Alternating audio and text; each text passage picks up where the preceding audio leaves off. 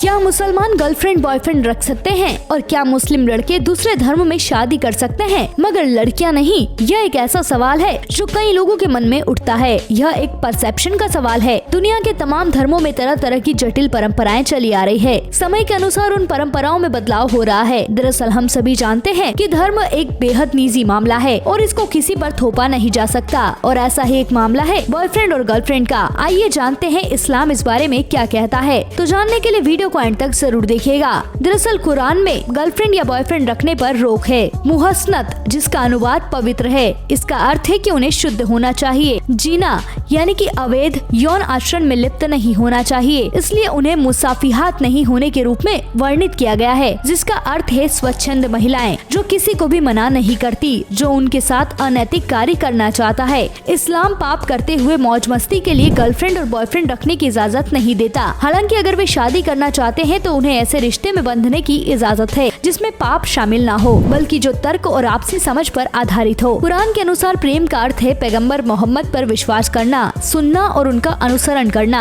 अल्लाह अपने पैगंबर से कहता है कि यह विश्वासियों से कहे कि अगर वे उससे प्रेम करते हैं तो उन्हें उसका अनुसरण करना चाहिए, फिर अल्लाह उनसे प्रेम करेगा। जबकि कुछ लोग तर्क देते हैं कि इस्लामी सिद्धांतों द्वारा निर्धारित दिशा निर्देशों के अनुसार डेटिंग हलाल हो सकती है। दूसरों का मानना है कि शादी के बाहर किसी भी तरह की डेटिंग हराम है। इस्लाम में डेटिंग के बारे में मुख्य चिंताओं में से एक ये है कि इससे विवाह से पहले शारीरिक संबंध हो सकता है, जिसे एक बड़ा पाप माना जाता है। पवित्र कुरान में स्पष्ट रूप से कहा गया है कि शादी से पहले शारीरिक संबंध नहीं होने चाहिए। शारीरिक संबंध करना हराम है, लेकिन किसी से सच्चा प्यार करना हराम नहीं है। अगर शादी से पहले रिश्ता प्लेटोनिक रहता है और शादी के बाद ही संभोग होता है तो यह हलाल हो सकता है, क्योंकि इसमें कोई शारीरिक संबंध शामिल नहीं है। इस्लाम में विवाह को सामाजिक अनुबंध माना जाता है। पति पत्नी और उनके परिवार एक समझौता करते हैं, जिसके तहत पति का परिवार लड़की और उसके परिवार को मेहर के तौर पर तय राशि का भुगतान करता है। इसके बदले लड़की लड़के से शादी करने के लिए सहमति जताती है। साफ है कि इस्लाम में निकाह को सामाजिक व्यवस्था के तौर पर लिया जाता है।